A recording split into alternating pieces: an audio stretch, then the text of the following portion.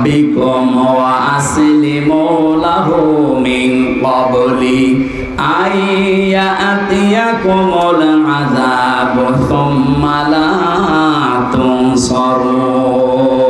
বলেন আল্লাহু আকবার। আমি যে দুইটা শর্তের কথা বললাম, আমার বানানো না কোরআনে আছে? বলেন বলেন। আল্লাহ বলেন, এক নম্বরে শর্ত মানা লাগবে, আনিবু ইলা রাব্বিকুম, যে লোকটা তার রবের দিকে ফিরে আসবে, ওয়াসলিমু লাহু মিন ক্বাবলি, আর আত্মসমর্পণ করবে রবের বিধান সামনে পেলেই।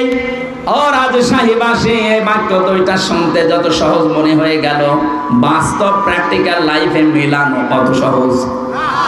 কেউ যদি বলে আমি আল্লাহর দিকে ফিরে আসলাম, তাহলে তার জীবনে সুদ থাকতে পারে, চাঁদাবাজি থাকতে পারে? বলে